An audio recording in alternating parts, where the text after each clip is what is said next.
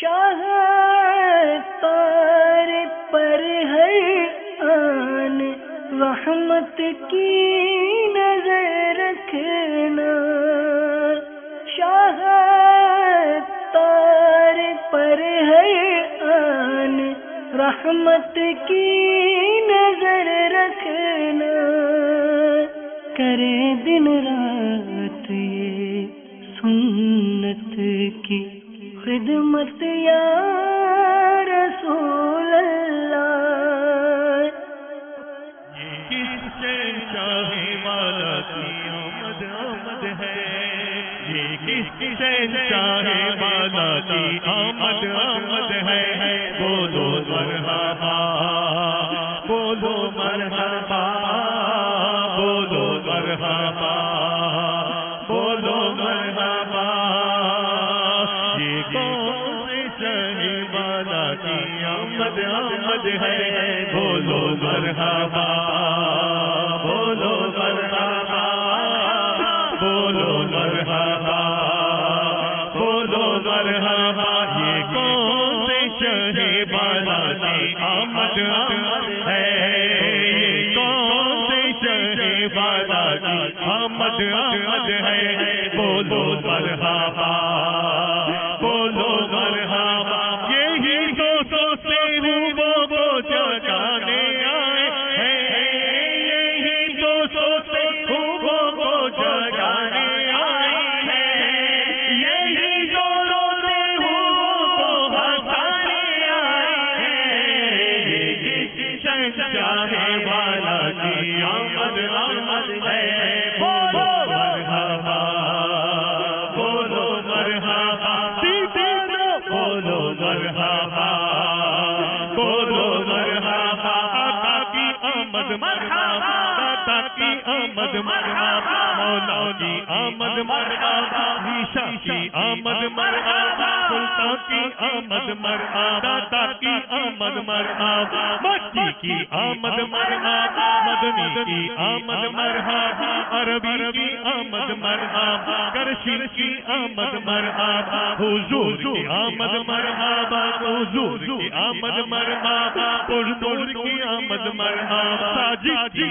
آمد مرحبا، عابد کی آمد مرحبا، سرور کی آمد مرحبا، انور کی آمد مرحبا، نور کی آمد مرحبا، سیرا کی آمد مرحبا، آقا کی آمد مرحبا، مولا کی آمد مرحبا، منیب کی آمد مرحبا، ربر کی آمد مرحبا، سلطان کی آمد مرحبا، مکی کی آمد مرحبا، مدنی کی آمد مرحبا، عربی کی آمد مرحبا، کرشی کی آمد مرحبا، آقا کی آمد مرحبا، آقا کی ولادت مرحبا، بولو مرحبا بولو مرحبا، دیوانو بولو مرحبا بولو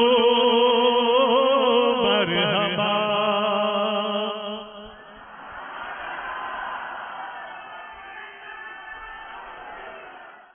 الحمد لله رب العالمين، والصلاة والسلام على سيد المرسلين، أما بعد، فأعوذ بالله من الشيطان الرجيم، بسم الله الرحمن الرحيم، الصلاة والسلام عليك يا رسول الله وعلى آلك وصحابك يا حبيب الله،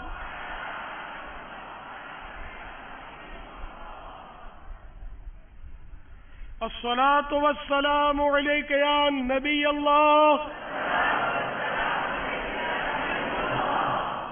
وعلى آلك وصحابك يا نور الله۔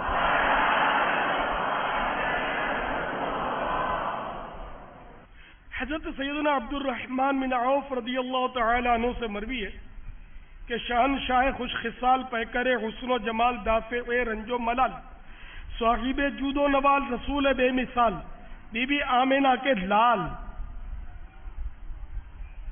محبوب رب ذوالجلال جل جلالہ و صلی اللہ تعالی علیہ وآلہ وسلم ایک بار باہر تشریف لائے تو میں بھی پیچھے ہو لیا. آپ صلی اللہ تعالی علیہ وآلہ وسلم ایک باغ میں داخل ہو گئے اور سجدے میں تشریف لے گئے. سجدے کو اتنا طول دیا کہ مجھے اندیشہ ہوا کہیں اللہ عز و جل نے روح مبارکہ قبض نہ فرما لی ہو. چنانچہ میں قریب ہو کر بغور دیکھنے لگا. جب سر اقدس اٹھایا تو فرمایا اے عبد الرحمن کیا ہوا؟ میں نے اپنا خدشہ ظاہر کر دیا تو فرمایا جبرائیل امین نے مجھ سے کہا کیا آپ صلی اللہ تعالی علیہ وآلہ وسلم کو یہ بات خوش نہیں کرتی کہ اللہ عز و جل فرماتا ہے کہ جو تم پر درود پاک پڑے گا میں اس پر رحمت نازل فرماؤں گا اور جو تم پر سلام بھیجے گا میں اس پر سلامتی اتاروں گا. زمانے والے ستائیں درود پاک پڑھو، جہاں کے غم جو رلائیں درود پاک پڑھو. صلو علی الحبیب صلی اللہ تعالی علی محمد. الحمدللہ ہماری خوشیوں کے دن شروع ہو گئے اور رحمتیں برکتیں لیے ہوئے روتوں کو ہنساتا ہوا ربیع النور شریف کا چاند آج آسمان دنیا پر ظاہر ہو گیا. تمام عاشقان رسول کو ربیع النور شریف کا چاند مبارک ہو.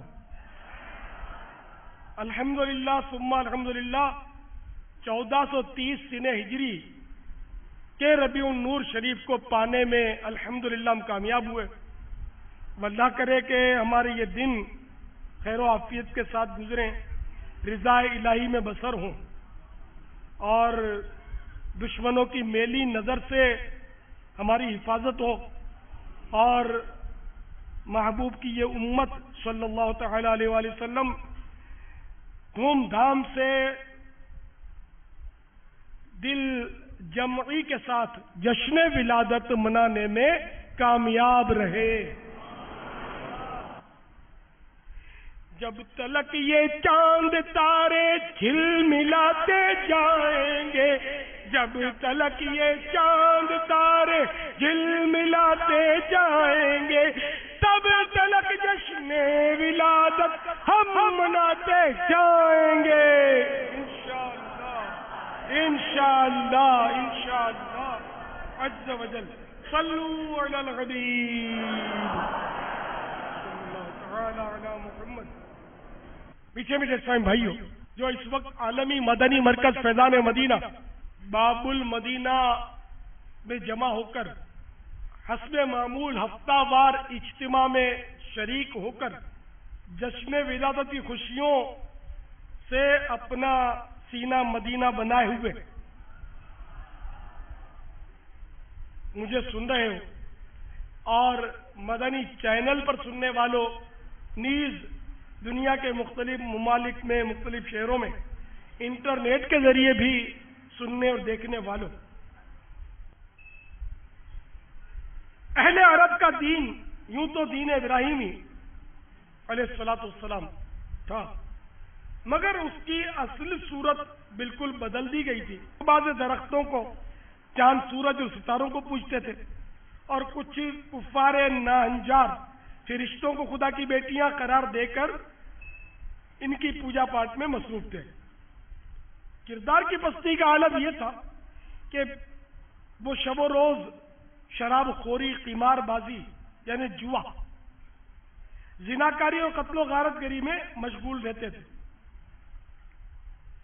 ان کی قساوت قلبی یعنی دل کی سختی کا اس بات سے بخوبی اندازہ لگایا جا سکتا ہے کہ لڑکیوں کو پیدا ہوتے ہی زندہ درگور یعنی جیتے جی دفن کر دیا کرتے تھے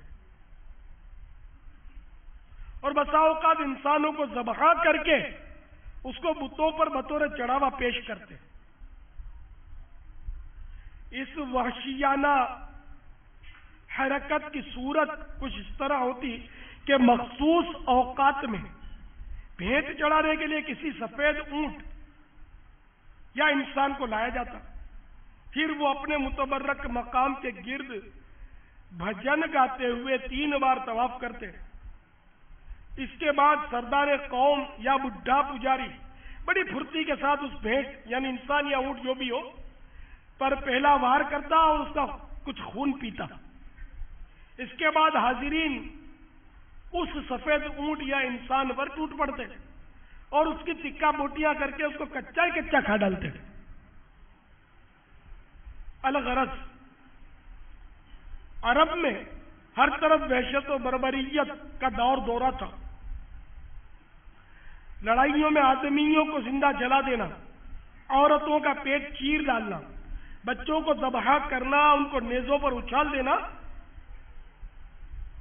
ان کے نزدیک معیوب نہ تھا۔ یہ حالت صرف عرب کے ساتھ ہی مخصوص نہ تھی بلکہ تقریباً پوری دنیا میں تاریکی چھائی ہوئی تھی۔ چنانچہ اہل فارس یعنی ایرانی اکثر آگ کی پوجا کرنے اور اپنی ماؤں کے ساتھ وطی کرنے میں مشغول تھے۔ بکثرت ترک شب و روز بستیاں اجاڑنے اور لوٹ مار کرنے میں مصروف، نیز لوگوں پر ظلم و جفا ان کا وتیرہ تھا۔ باہر کیف ہر طرف کفر و ظلمت کا گھٹا ٹوپ اندھیرا چھایا تھا۔ کافر انسان بدتر از حیوان ہو چکا تھا۔ چنانچہ اس عالمگیر ظلمت میں نور کے پیکر، تمام نبیوں کے سرور، دو جہاں کے تاجور، سلطان بحر و بر، آمینہ کے پسر، حبیب داور عز و جل وصلی اللہ تعالی علیہ وآلہ وسلم ورضی اللہ تعالی عنہ کل جہاں کے لیے ہادی اور رہبر بن کر واقعہ اصحاب فیل کے 55 دن کے بعد 12 ربیع النور بمطابق 20 اپریل 571 سنے عیسوی بروز پیر صبح صادق کے وقت کہ ابھی بعض ستارے آسمان پر ٹمٹما رہے تھے، چاند سا چہرہ چمکاتے، کستوری کی خوشبو مہکاتے، ختنہ شدہ ناف بریدہ دونوں شانوں کے درمیان مہر نبوت درخشاں، سرمگی آنکھیں، پاکیزہ بدن، دونوں ہاتھ زمین پر رکھے ہوئے، سر پاک آسمان کی طرف اٹھائے ہوئے دنیا میں تشریف لے آئے۔ صلو علی الحبیب علی محمد۔ ربیع الاول امیدوں کی دنیا ساتھ لے آیا، دعاؤں کی قبولیت کو ہاتھوں ہاتھ لے آیا۔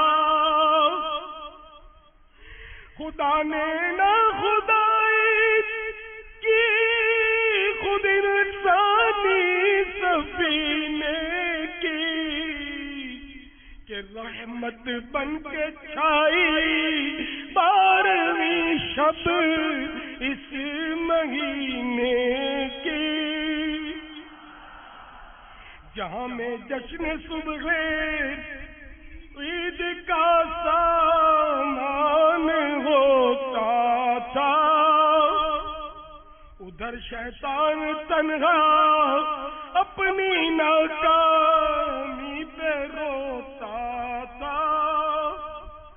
صدا ہاتف نے دی اے ساکنانِ خطۂ ہستی، ہوئی جاتی گئے پھر آباد یہ اجڑی ہوئی بستی، مبارک باد ہے ان کے لیے جو ظلم سہتے ہیں، کہیں جن کو امان ملتی نہیں برباد رہتے ہیں۔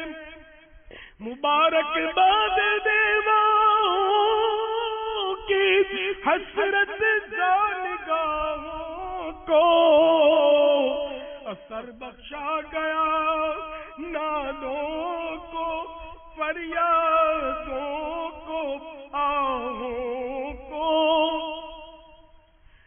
ضعیفوں بے کسوں آفت نصیبوں کو مبارک ہو،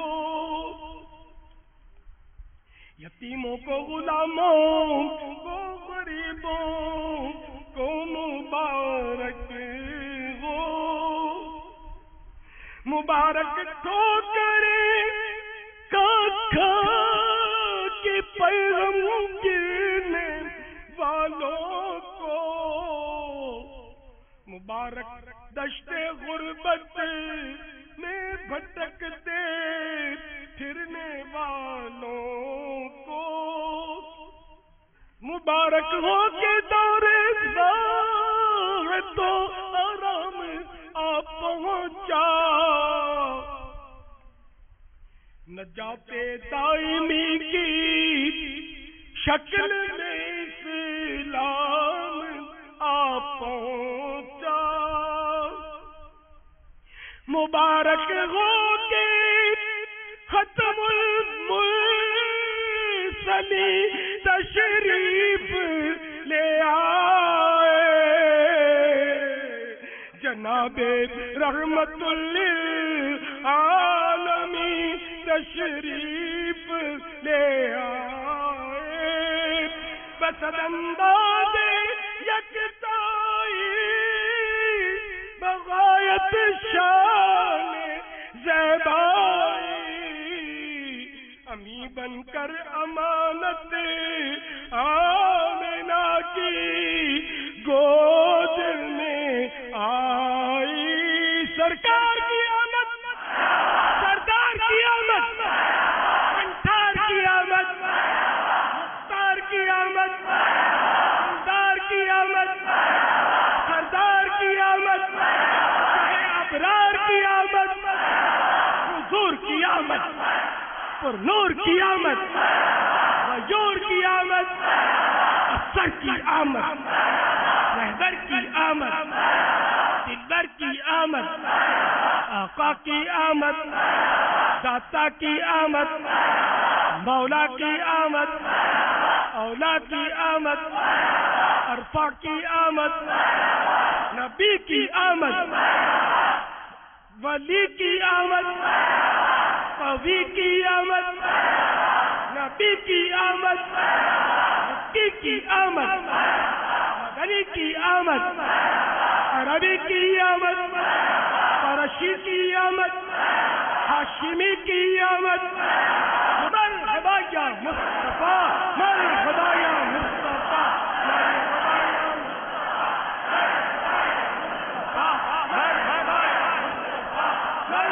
یا مصطفیٰ، مرحبا یا مصطفیٰ، تم ہے عطار، تم ہے عطار، ہر شاہ کے میلاد کی جوم کر تم بھی پکارو، مرحبا یا مصطفیٰ، مرحبا یا جھوم کے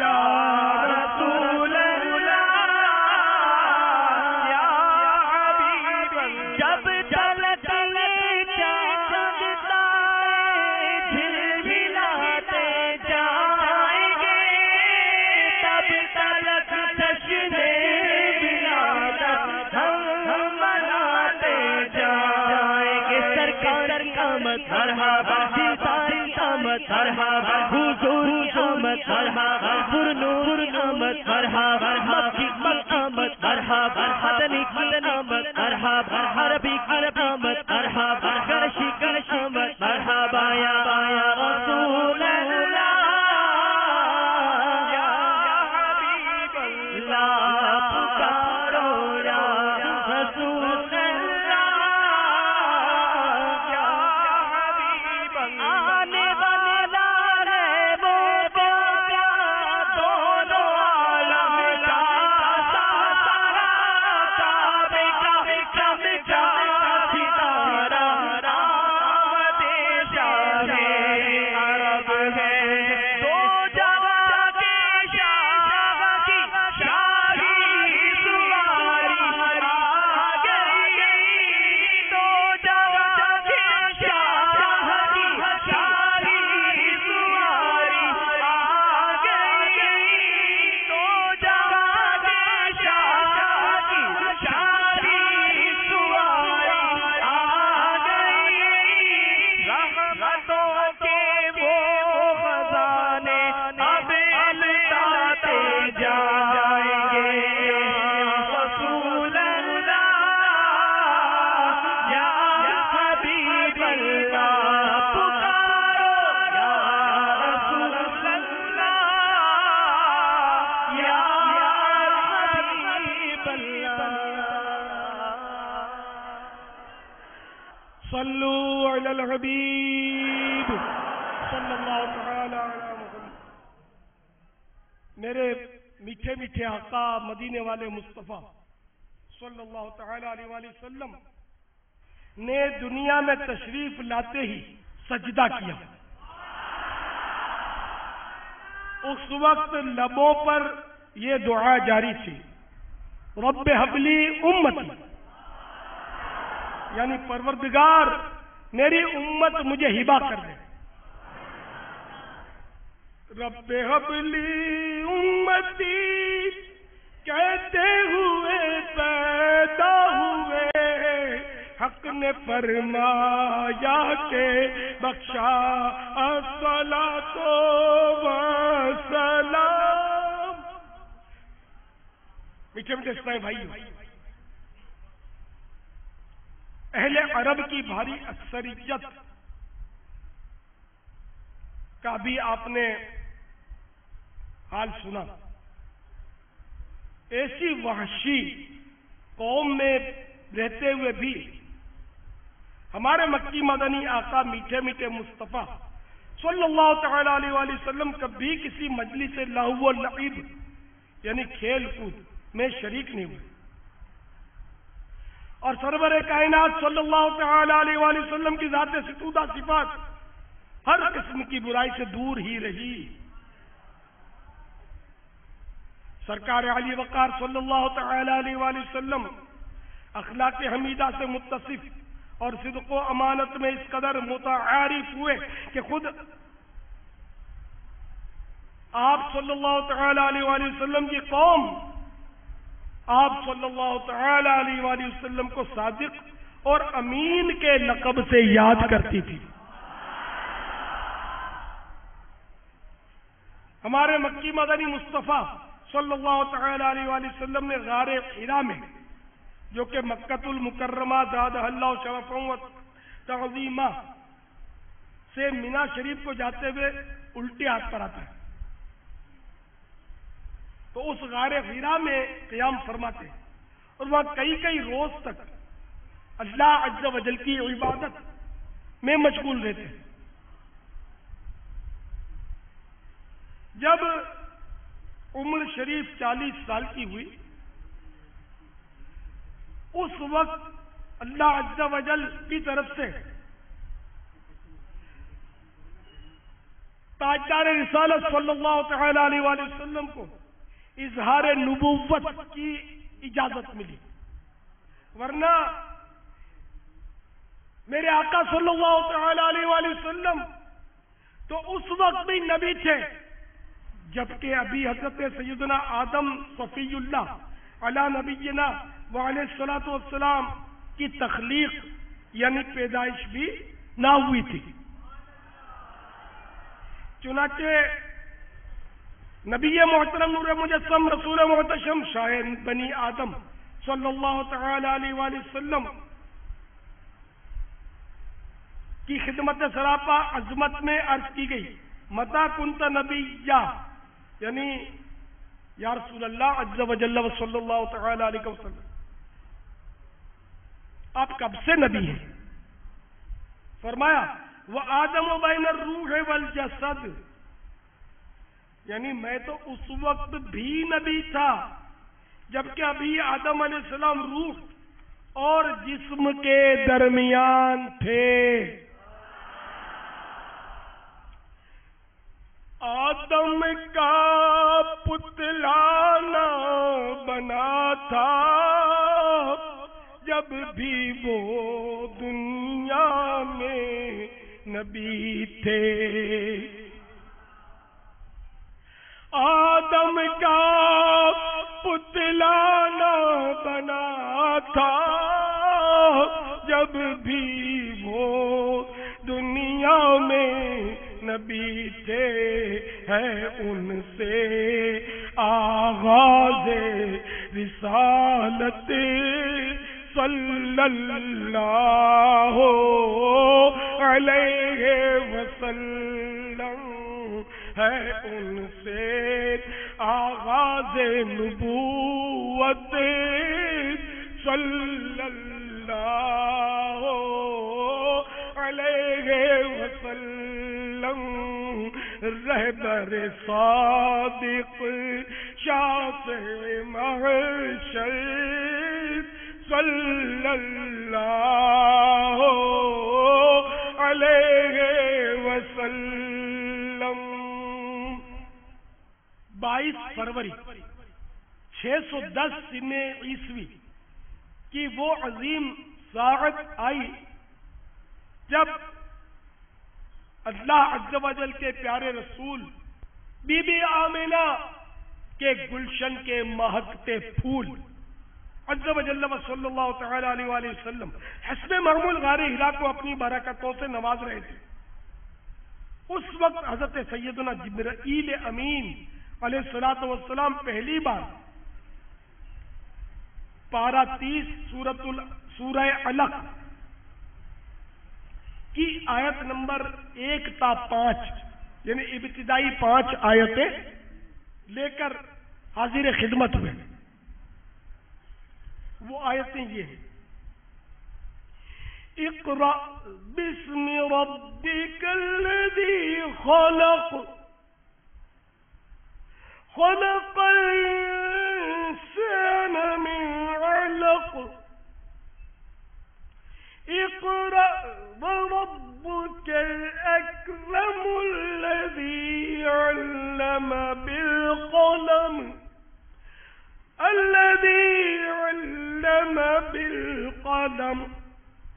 علم الإنسان ما لم يعلم.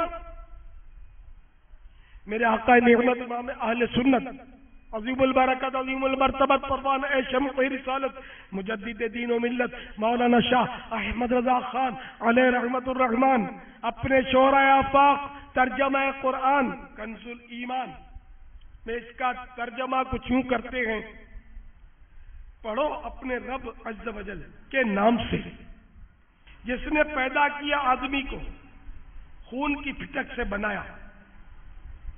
پڑھو اور تمہارا رب عز و جل ہی سب سے بڑا کریم ہے جس نے قلم سے لکھنا سکھایا آدمی کو، سکھایا جو نہ جانتا تھا. پھر کچھ عرصے بعد پارہ 29 سورہ مدثر کی 5 ابتدائی آیتیں نازل ہوئی. یا ایھا المدثر قم فانذر وربک فکبر وثیابک فطہر والرجز فاہجر ترجمہ کنز الایمان، اے بالا پوش اوڑھنے والے، کھڑے ہو جاؤ پھر ڈر سناؤ، اور اپنے رب عز و جل ہی کی بڑائی بولو، اور اپنے کپڑے پاک رکھو اور بتوں سے دور رہو۔ تو میٹھے میٹھے اسلامی بھائیوں اور اے عاشقان رسول، اب اس حکم قم فانذر، یہ دوسری آیت ہے سورۃ المدثر کی، قم فانذر یعنی کھڑے ہو جاؤ پھر ڈر سناؤ، سے سرکار صلی اللہ تعالی علیہ وآلہ وسلم پر لوگوں کو پروردگار جل جلالہ سے ڈرانا اور ان تک دعوت اسلام پہنچانا فرض ہو چکا تھا، مگر ہنوز علی الاعلان دعوت الی اللہ عز و جل یعنی اللہ کی طرف بلانے کا حکم نہ تھا، علی الاعلان کا حکم نہ تھا، لہذا آمینہ کے لال محبوب رب ذوالجلال عز و جل و صلی اللہ تعالی علیہ وآلہ وسلم ورضی اللہ تعالی عنہ نے فی الحال با اعتماد لوگوں میں چپکے چپکے سلسلہ تبلیغ کا آغاز فرمایا، یعنی چپکے چپکے انفرادی کوشش شروع کی۔ اسلام کی تبلیغ کا سلسلہ، نیکی کی دعوت کا سلسلہ شروع میں انفرادی کوشش کے ذریعے ہوا۔ الحمدللہ عز و جل نبی آخر الزمان صلی اللہ تعالی علیہ وآلہ وسلم کی نیکی کی دعوت پر اور انفرادی کوشش پر کئی مرد و عورت ایمان لے آئے۔ مردوں میں سب سے پہلے حضرت سیدنا ابو بکر صدیق رضی اللہ تعالی عنہ، لڑکوں میں امیر المؤمنین حضرت مولا کائنات علی المرتضی شیر خدا کرم اللہ تعالی وجہ الکریم، خواتین میں ام المؤمنین خدیجہ الکبریٰ رضی اللہ تعالی عنہ، آزاد شدہ غلاموں میں حضرت سیدنا زید بن حارثہ رضی اللہ تعالی عنہ، اور غلاموں میں حضرت سیدنا بلال حبشی رضی اللہ تعالیٰ عنہ ایمان لے آئے۔ میٹھے میٹھے اور پیارے پیارے اسلامی بھائیوں اور اے عاشقان رسول، اے انفرادی کوششیں کرنے والوں، دین کے لیے کڑنے والوں اور نیکی کی دعوت کی دھومیں مچیں اس کے لیے بے قرار رہنے والوں، حضرت سیدنا امیر المومنین ابو بکر صدیق رضی اللہ تعالیٰ عنہ کا جذبہ دیکھیے۔ ایمان لاتے ہی نیکی کی دعوت کی دھومیں مچانی شروع کر دی۔ آپ رضی اللہ تعالیٰ عنہ کی انفرادی کوشش سے 5 وہ حضرات مشرف با اسلام ہوئے جن کا شمار عشرہ مبشرہ میں ہوتا ہے۔ عشرہ مبشرہ یعنی وہ 10 خوش نصیب صحابہ کہ جن کو میرے آقا صلی اللہ تعالی علیہ وآلہ وسلم نے بنفس نفیس اپنی زبان حق کے ترجمان سے جنت کی بشارت سنائی۔ میرے آقا اعلی حضرت ان کی مدح کرتے ہوئے ان پر سلام پیش کر رہے ہیں۔ وہ 10 جن کو جنت کا مزدہ ملا، مزدہ بنے خوشخبری، بشارت۔ وہ 10 جن کو جنت کا مزدہ ملا، اس مبارک جماعت پہ لاکھوں سلام، اس مبارک جماعت پہ لاکھوں سلام۔ تو یہ 5 ان 10 میں سے 5 جو تھے ان کے مبارک نام بھی سن لیجئے، اور سنتے ہوئے خصوصاً یہ نیت کر لیجئے جیسا کہ وہ روایت ہے، عند ذکر الصالحین تنزل الرحمہ، صالحین کا ذکر ہوتا ہے تو رحمت کا نزول ہوتا ہے۔ خیر ہم تو آقا صالحین رحمت للعالمین کا ذکر کر ہی رہے ہیں، انشاءاللہ رحمت میں ڈھکے ہوئے۔ تو نیت بھی کر لیجئے کہ مسجد صالحین کا ذکر ہو رہا،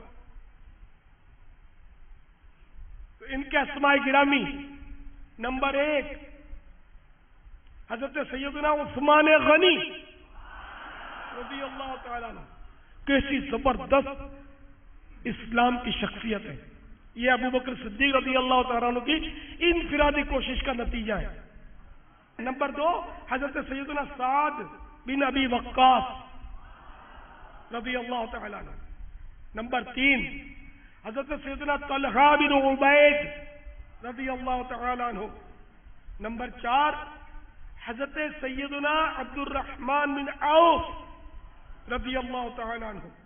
نمبر 5 حضرت سیدنا زبیر بن عوام رضی اللہ تعالیٰ عنہ. اللہ عز و جل کی ان پر رحمت ہو اور ان کے صدقے ہماری بے حساب مغفرت ہو. صلو علی الحبیب. تو اے عاشقان رسول، آپ نے دیکھا سیدنا صدیق اکبر رضی اللہ تعالیٰ عنہ کو نیکی کی دعوت کا کس قدر جذبہ تھا کہ دامن مصطفیٰ صلی اللہ تعالیٰ علیہ وآلہ وسلم میں پناہ ملتے ہی فوراً دوسروں کو بھی سرکار محترم صلی اللہ تعالیٰ علیہ وآلہ وسلم کے دامن کرم سے وابستہ کرنے کی دھن لگ گئی. انہیں کتنا زبردست احساس تھا، کتنی قدر تھی اسلام کی. اے کاش ہمارے دل میں بھی نیکی کی دعوت کی اہمیت جاگزیں ہو جائے. کاش کاش کاش ہم اللہ عز و جل کی نعمتوں کے مظہر جنت کی طرف اپنے ان بھولے بھالے اسلامی بھائیوں کو بھی لے چلنے کی کوششیں تیز تر کر دیں جو گناہوں کی اندھیری وادیوں میں بھٹک رہے ہیں.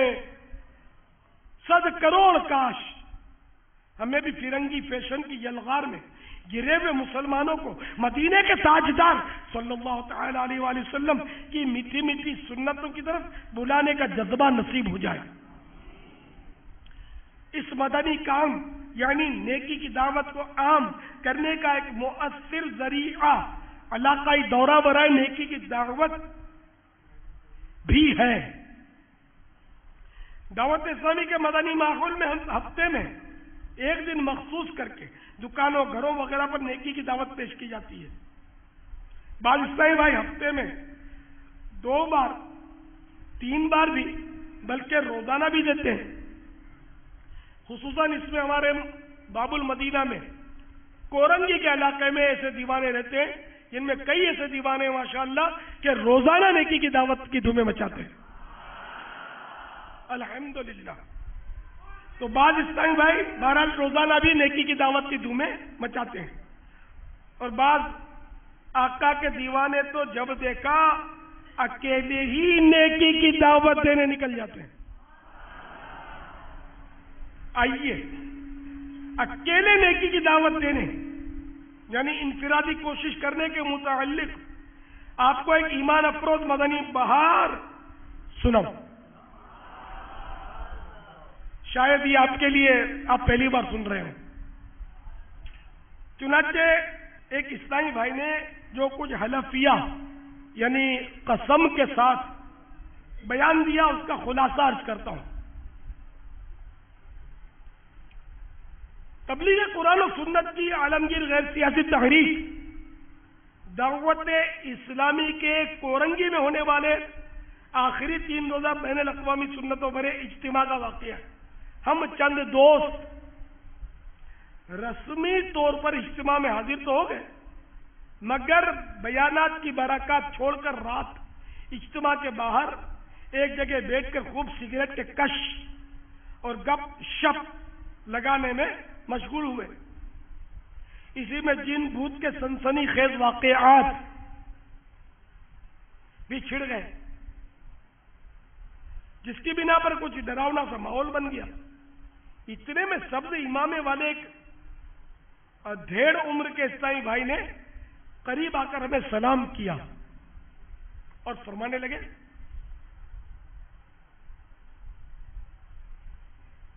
اگر اجازت ہو تو کچھ عرض کرو. ہم نے کہا فرمائیے. انہوں نے بڑے ہمدردانہ لہجے میں کہا،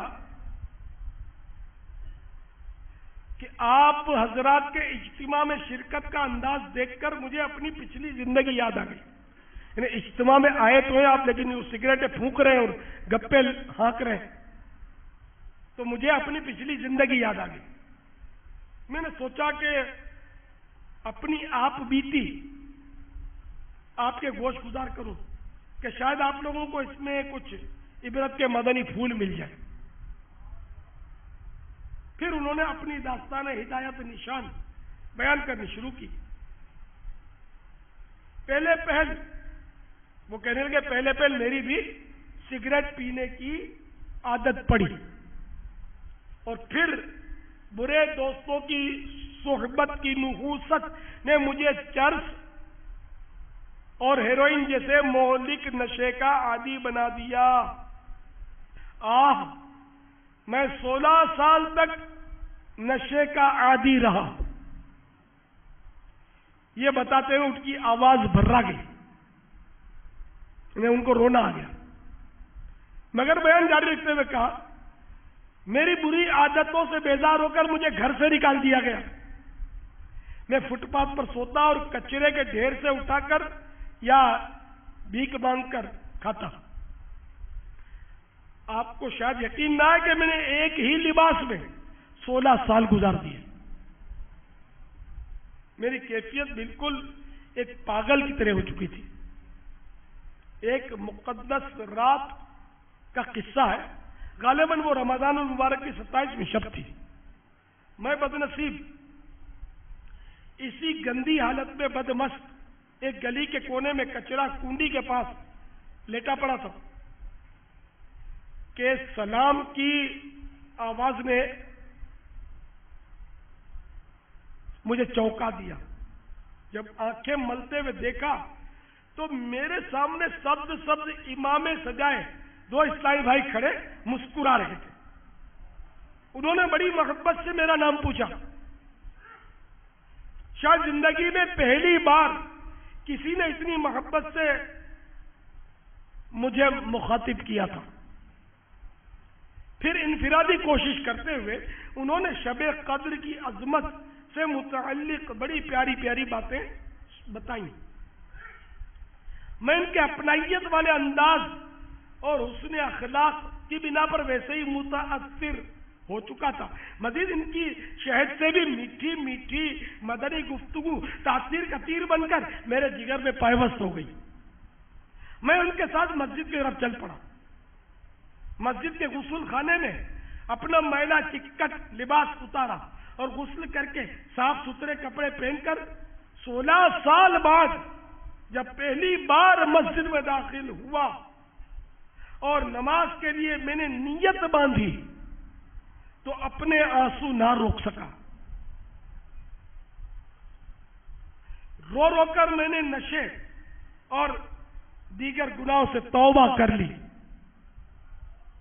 اور دعوت اسلامی کے مدنی ماحول سے وابستہ ہو گیا. الحمدللہ دعوت اسلامی کی برکت کے کیا کہنے، گھر والوں نے مجھے واپس بلا لیا اور ہاتھوں ہاتھ لیا. میں قادریہ رضویہ سلسلے میں داخل ہو کر حضور غوث اعظم علیہ رحمت اللہ الاکرم کا مرید بھی بن گیا. میں نے یہ نیت کر لی کہ اب ہر قیمت پر نشے کی عادت چھڑاؤں گا.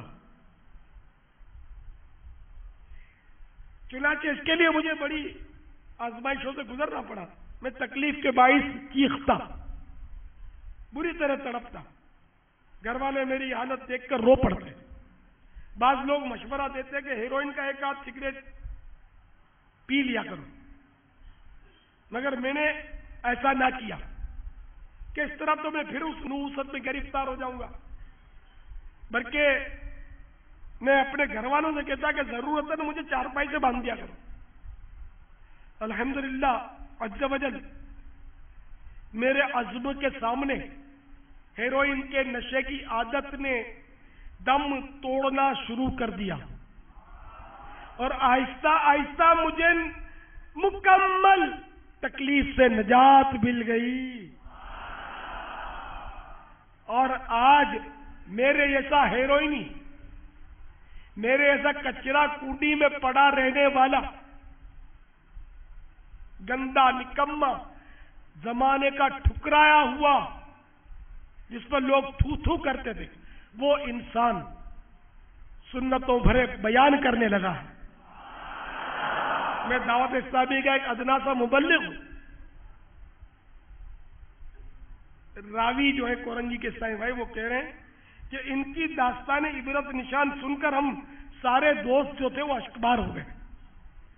ہو سکتا ہے ہماری ایک مسکراہٹ کسی کی تقدیر بدل دے اور وہ نمازی بن جائے، سنتوں کا پابند بن جائے اور اچھا مسلمان بن جائے، اپنے گھر والوں کی آنکھوں کا تارا بن جائے، ان کے سکون کا ذریعہ بن جائے، اور نہ جانے کہاں سے کہاں نکل جائے، کچھ پتہ نہیں چلتا کہ کس کے اندر کیا چھپا ہوا ہے، کون گدڑی کا لال ہے، اس کا ہمیں اندازہ نہیں ہوتا۔ تو اس لیے ہر ایک پر انفرادی کوشش کا سلسلہ رکھیے۔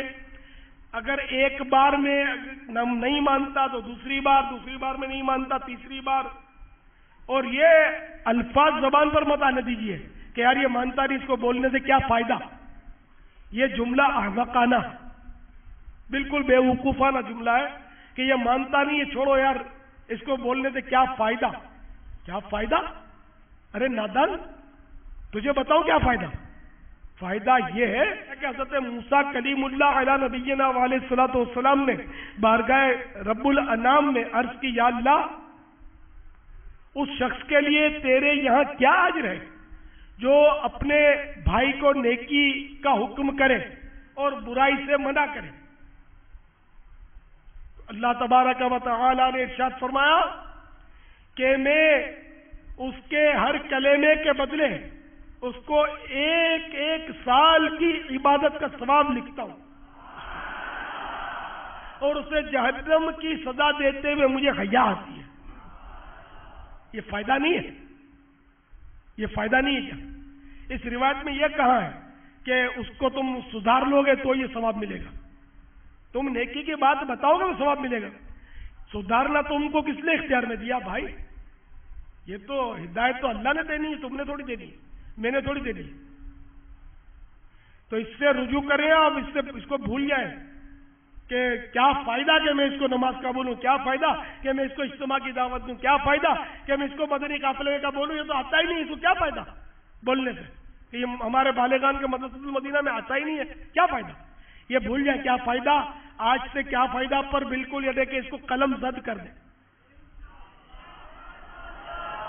کون سے رنگ کا قلم پھیریں گے؟ کالے رنگ کا، اور ہرے رنگ کے قلم سے لکھ لیں کہ جس کو ہم 100 دفعہ سمجھائیں پھر بھی نہیں مانے گا تو 101 دفعہ سمجھائیں گے تب بھی فائدہ۔ انشاءاللہ ایک ایک سال کی عبادت کا ثواب ایک ایک کلمے پر ملے گا۔ یہ فائدہ ہے، فائدہ ہی فائدہ، فائدہ ہی فائدہ، فائدہ ہی فائدہ۔ تو یہ بہت سارے لوگ اس طرح کی یہ محاورہ ہے، یار کیا اس کو سمجھائیں، کیا فائدہ، تو مانتا نہیں ہے، کیا فائدہ کیا فائدہ۔ اب یہ تیرے کہنے کے بعد ہو سکتا ہے فائدہ نہ ملے کہ تیری ثواب کمانے کی نیت نہیں ہے، تجھ میں حرص ہی نہیں ہے، سمجھ ہی نہیں ہے کہ بولے کیا فائدہ۔ فائدہ ہے، جو مانے نہ مانے 100 بار سمجھائیں، ہم 1000 بار سمجھائیں، ہم کو 1000 بار سمجھائیں گے تب بھی فائدہ ہے، فائدہ ہی فائدہ۔ الحمدللہ ہمارا ثواب کھڑا ہو رہا ہے، ہم نیکی کی دعوت دیتے رہے، ہمیں ثواب ملتا رہے گا۔ ہدایت دینا اللہ تعالیٰ کا کام ہے، یہ ہمارے ذمے نہیں، ہماری ڈیوٹی نہیں ہے کہ ہم کسی کو مطلب ہے کہ وہ نمازی بنا ہی چھوڑے۔ ہماری ڈیوٹی یہ ہے کہ ہم اس کو نمازی بننے کی دعوت دیں، ہم اس پر انفرادی کوشش کریں، اجتماعی کوشش کریں، ہم ان پر کوشش کریں، ٹھیک ہے؟ ہم کوشش کرنے والے ہیں۔ وہ جیسا کہ ایک محاورہ یاد کر لیں، السعی منی، السعی منی والاتمام من اللہ، یعنی کوشش کرنا میرا کام ہے اور پورا کرنا اللہ کا کام ہے، پورا کرنے والا اللہ۔ تو نیکی کی دعوت دینا یہ میرا کام ہے، میری کوشش میرا کام ہے، اور اس کو نیک بنانا یہ اللہ کا کام ہے، یہ تیرا میرا کام نہیں ہے۔ صلو علی الحبیب۔ توبوا الی اللہ صلوا علی الحبیب. تو جہاں خطرات ہوں وہاں بھی نیکی کی دعوت سے نہیں چوکنا چاہیے. دیکھیں میرے میٹھے میٹھے آقا صلی اللہ تعالی علیہ وآلہ وسلم کا طریقہ کار ملاحظہ فرمائیں. 3 سال تک اشاعت اسلام کے لیے شاہ خیر الانام صلی اللہ تعالی علیہ وآلہ وسلم خفیتاً یعنی چپکے انفرادی کوشش فرماتے رہے. پھر جب حکم خداوندی عز و جل سے علل اعلان اسلام کا پیغام دینا شروع کیا اور بت پرستی کی مذمت بیان کرنے لگے تو کفر کے ایوانوں میں کھلبلی پڑ گئی. سرداران قریش ایک وفد کی صورت میں تاجدار رسالت صلی اللہ تعالی علیہ وآلہ وسلم کے چچا ابو طالب کے پاس آئے اور اپنی شکایت پیش کی کہ آپ کے بھتیجے صاحب صلی اللہ تعالی علیہ وآلہ وسلم ہمارے معبودوں کو برا بھلا کہنے کے ساتھ ساتھ ہمارے آبا و اجداد یعنی باپ دادوں کو گمراہ اور ہم لوگوں کو احمق یعنی بیوقوف ٹھہراتے ہیں. آپ برائے مہربانی ان کو سمجھا دیجئے کہ وہ ایسا نہ کریں. اگر آپ سمجھا نہیں سکتے تو بیچ میں ہٹ جائیے, ہم خود ہی نہیں سمجھ لیں گے. ابو طالب اگرچہ ایمان تو نہ لائے, ان کا ایمان ثابت نہیں ہے, لیکن اپنے بھتیجے سے ان کو بڑی محبت تھی. بحیثیت رسول اللہ کے نہیں ہے, بھتیجا, اپنے بھتیجے سے ان کو بہت محبت تھی. لہذا قریش کے سرداروں کو نرمی کے ساتھ سمجھا بجھا کر رخصت کر دیا. دعوت اسلام کا سلسلہ زور و شور سے جاری رہا. چنانچہ کفار قریش کے اندر محبوب رب اکبر عز و جل و صلی اللہ تعالی علیہ وآلہ وسلم کے خلاف بغض و عناد کی آگ مزید بھڑک اٹھی. وہ پھر وفد بنا کر ابو طالب کے پاس پہنچے اور دھمکی آمیز لہجے میں کہنے لگے, ابو طالب, ہم نے تم سے کہا تھا کہ اپنے بھتیجے کو سمجھا دو, مگر تم نے ان کو نہیں سمجھایا. ہم اپنے معبودوں اور آبا و اجداد کی زیادہ توہین برداشت نہیں کر سکتے. ہم تمہاری عزت کرتے ہیں, تم ان کو اب بھی روک دو. اگر نہیں روکنا چاہتے تو تم بھی ہمارے ساتھ مقابلے کے لیے تیار ہو جاؤ, تاکہ دونوں فریق میں سے ایک کا فیصلہ ہو جائے. وہ لوگ یہ دھمکی دے کر چلے گئے. ابو طالب نے سرکار دو عالم نور مجسم شاہ بنی آدم رسول محترم نبی محتشم شاہ آدم و بنی آدم صلی اللہ تعالی علیہ وآلہ وسلم کو بلا کر عرض کی, اے میرے پیارے بھتیجے, قوم نے مجھے آپ کے بارے میں یہ شکایات کی ہیں, مہربانی کر کے باز آ جائیے, اپنے آپ پر بھی اور مجھ پر بھی رحم کیجیے. یہ سن کر میرے رسول محترم صلی اللہ تعالی علیہ وآلہ وسلم نے اپنے عزم مصمم کا کچھ اس طرح اظہار فرمایا, اے میرے چچا, خدا کی قسم اگر وہ لوگ میرے سیدھے ہاتھ میں سورج اور الٹے ہاتھ میں چاند بھی لا کر رکھ دیں, جب بھی میں اس کام کو ہرگز نہ چھوڑوں گا, یہاں تک کہ اللہ تبارک و تعالی اسے یعنی اسلام کو غالب کر دے یا میں اس کام میں اپنی جان دے دوں. پھر رحمت عالم صلی اللہ تعالی علیہ وآلہ وسلم رو پڑے اور واپس جانے لگے. تو اپنے پیارے پیارے بھتیجے صلی اللہ تعالی علیہ وآلہ وسلم کا یہ عزم و استقلال دیکھ کر ابو طالب کو جوش آ گیا اور بلا کر کہنے لگے, میرے میٹھے میٹھے بھتیجے صلی اللہ تعالی علیہ وآلہ وسلم, خوب دل کھول کر اپنے دین کی تبلیغ کیجئے. اہل قریش آپ کا بال بھی بیکا نہ کر سکیں گے.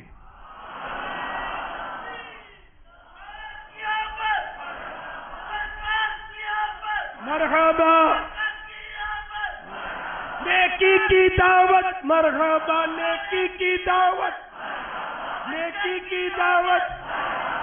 تو میٹھے میٹھے اسلامی بھائیوں، آپ نے ملاحظہ فرمایا آمینہ کے لال محبوب رب ذوالجلال جل جلالہ و صلی اللہ تعالی علیہ وآلہ وسلم رضی اللہ تعالی عنہ کا عزم مصمم کس قدر بلند تھا. دنیا کی کوئی طاقت رحمت عالم نور مجسم شاہ خیر الانام صلی اللہ تعالی علیہ وآلہ وسلم کو دعوت اسلام کے اس کام سے نہ ہٹا سکتی تھی. وہ بجلی کا کڑکا تھا یا صوت ہادی، وہ بجلی کا کڑکا تھا یا صوت ہادی، عرب کی زمین جس نے ساری ہلا دی.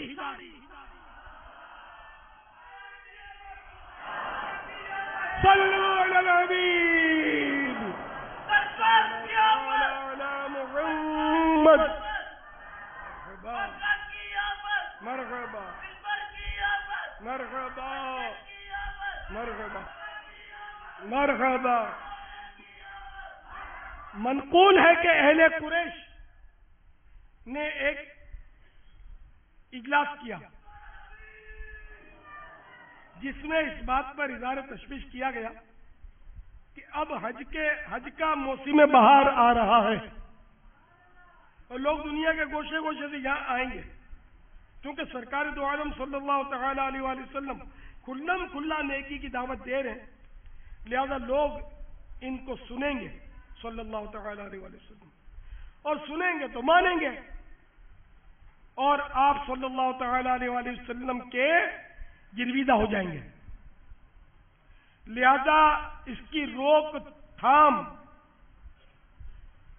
کی ایک ہی صورت ہے، وہ یہ کہ ہم شاہ خیر الانام صلی اللہ تعالی علیہ وآلہ وسلم کو معاذ اللہ خوب بدنام کر دیں، تاکہ لوگ آپ صلی اللہ تعالی علیہ وآلہ وسلم سے متنفر ہو جائیں اور سرے سے بات ہی نہ سنیں.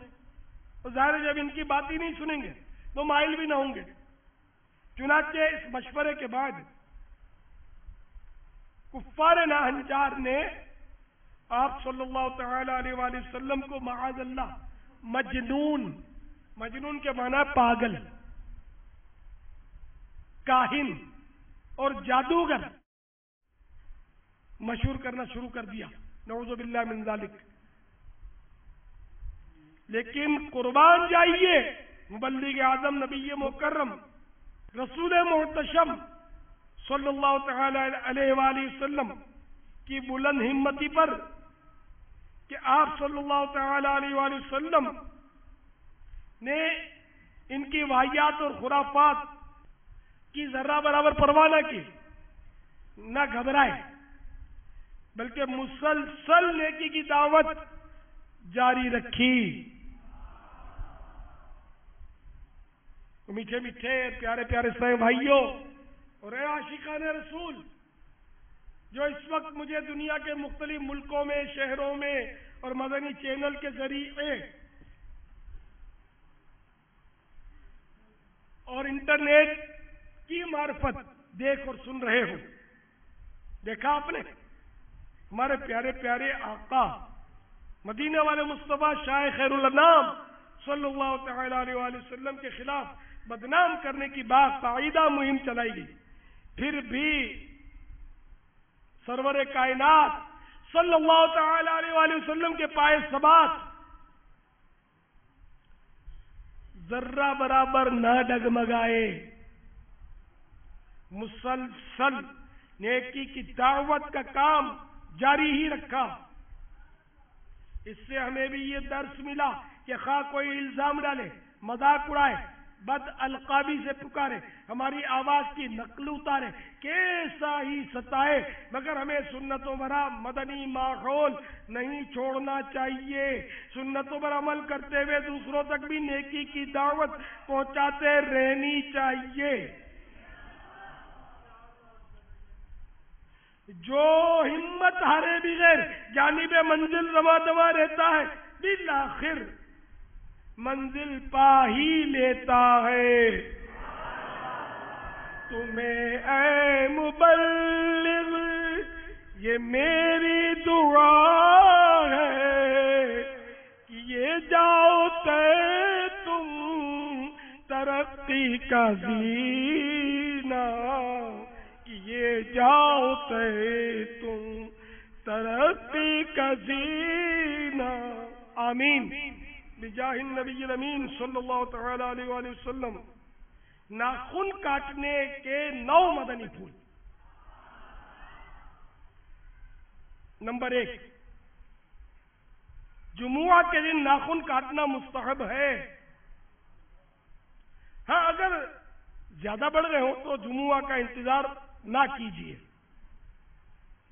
صدر الشریعہ بدر الطریقہ مولانا امجد علی اعظمی علیہ رحمۃ اللہ القوی فرماتے ہیں، منقول ہے، جو جمعہ کے روز ناخن ترشوائے یعنی کاٹے، اللہ تعالیٰ اس کو دوسرے جمعے تک بلاؤں سے محفوظ رکھے گا. اور 3 دن زائد یعنی 10 دن تک. ایک روایت میں یہ بھی ہے کہ جو جمعہ کے دن ناخن ترشوائے یعنی کٹوائے یا کاٹے تو رحمت آئے گی اور گناہ جائیں گے. نمبر 2، ہاتھوں کے ناخن کاٹنے کے منقول طریقے کا خلاصہ پیش خدمت ہے. دعا کے لیے ہاتھ اٹھا لیجیے. اب سیدھے ہاتھ کی شہادت کی انگلی پر نظر کیجیے اور سب سے پہلے شہادت کی انگلی کا ناخن کاٹیے. اب ترتیب وار یعنی لائن سر یہ چھوٹی انگلی تک آ جائیے. پھر چھوٹی انگلی کاٹنے کے بعد اب یہ 2 ہاتھ جو ملے ہوئے آپ کے، تو اب چھوٹی انگلی کے بعد یہ جو الٹے ہاتھ کی چھوٹی انگلی ہے اس کے ناخن کاٹ لیجیے. اور اس طرح ترتیب وار کاٹتے ہوئے الٹے ہاتھ کے انگوٹھے کا ناخن کاٹ لیجیے اور آخر میں سیدھے ہاتھ کے انگوٹھے کا ناخن کاٹ لیجیے. تو اس طرح دونوں ہاتھ آپ نے ملا لیے ہیں اور شہادت کی انگلی، سیدھے ہاتھ کی شہادت کی انگلی سے شروع کر کے ترتیب وار الٹے ہاتھ کے انگوٹھے پر ختم کرنا ہے اور پھر سیدھے ہاتھ کے انگوٹھے کا ناخن کاٹنا ہے. لیکن یہ یاد رکھیں کہ دعا مانگتے وقت دونوں ہاتھ اس طرح ملا کے نہیں رکھنے، ان کو کھلا رکھنا ہے. یہ تو آپ کو سمجھانے کے لیے میں نے دونوں ہاتھ ملا کے دکھایا. نمبر 3، پاؤں کے ناخن کاٹنے کی کوئی ترتیب منقول نہیں، بخاری شریف میں لکھا ہے. بہتر یہ ہے کہ سیدھے پاؤں کی چنگلیاں یعنی چھوٹی انگلی سے شروع کر کے ترتیب وار انگوٹھے سمیت ناخن کاٹ لیجیے. پھر الٹے پاؤں کے انگوٹھے سے شروع کر کے چنگلیاں سمیت ناخن کاٹ لیجیے.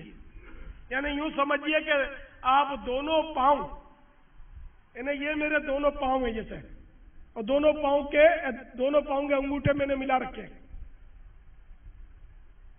اب یہ چھوٹی انگلی سے پاؤں کا ناخن کاٹنا شروع کیا اور ترتیب وار کاٹتے کاٹتے چھوٹی انگلی پر ختم ہو گیا. اس طرح 10 انگلیوں کے ناخن کاٹ لیجیے. نمبر 4، جنابت کی حالت یعنی غسل فرض ہونے کی صورت میں ناخن کاٹنا مکروہ ہے. 5، دانت سے ناخن کاٹنا مکروہ ہے اور اس سے برس یعنی کوڑ کے مرض کا اندیشہ ہے. یہ بہت ساروں کی عادت ہے ناخن دانت سے کاٹتے رہتے، بچوں کی بھی عادت ہو جاتی ہے. بار بار ٹوکنا چاہیے تاکہ عادت نکل جائے. نمبر 6، ناخن کاٹنے کے بعد ان کو دفن کر دیجئے اور اگر ان کو پھینک دیں تو بھی حرج نہیں. نمبر 7، ناخن کا تراشا یعنی کٹے ہوئے ناخن بیت الخلا یا غسل خانے میں ڈال دینا مکروہ ہے کہ اس سے بیماری پیدا ہوتی ہے. 8، بدھ کے دن ناخن نہیں کاٹنے چاہیے کہ برس یعنی کوڑ ہو جانے کا اندیشہ ہے. البتہ اگر 39 دن سے نہیں کاٹے تھے، آج بدھ کو 40واں دن ہے، اگر آج نہیں کاٹتا تو 40 دن سے زائد ہو جائیں گے، تو اس پر واجب ہوگا کہ آج ہی کے دن کاٹے، اس لیے کہ 40 دن سے زائد ناخن رکھنا ناجائز و مکروہ تحریمی ہے۔ تفصیلی معلومات کے لیے فتاوی رضویہ مخرجہ جلد 22 صفحہ 574 تا 685 ملاحظہ فرما لیجیے۔ نمبر 9، لمبے ناخن شیطان کی نشست گاہ ہے، یعنی ان پر شیطان بیٹھتا ہے۔ بعض عورتیں لمبے ناخن رکھتی ہیں، بلکہ ان میں یہ فیشن، تو شیطان بھلے بیٹھا رہے کیا کریں، مانتی نہیں ہے، تو جو مانتی نہیں ہے ان کے لیے یہ درخواست ہے کہ مہربانی کر کے 40 دن سے زیادہ ناخن نہ بڑھایا کریں اور کاٹ لیا کریں پہلے 40 دن سے پہلے۔ طرح طرح کی ہزاروں سنتیں سیکھنے کے لیے مکتبۃ المدینہ کی مطبوعہ 2 کتابیں، بہار شریعت حصہ 16 312 صفحات، نیز 120 صفحات کی کتاب سنت اور آداب ہدیتاً حاصل کیجیے اور پڑھیے۔ سنتوں کی تربیت کا ایک بہترین ذریعہ دعوت اسلامی کے مدنی قافلوں میں عاشقان رسول کے ساتھ سنتوں برا سفر بھی ہے۔ سیکھنے سنتیں قافلے میں چلو، لوٹنے رحمتیں قافلے میں چلو، ہوگی المشکلیں قافلے میں چلو، پاؤ گے برکتیں قافلے میں چلو۔ صلو علی الحبیب صلی اللہ تعالی علی محمد۔ شاہ تار پر ہے آن رحمت کی نظر رکھنا، شاہ تار پر ہے آن رحمت کی نظر رکھنا، کرے دن رات یہ سنت کی خدمت یا رسول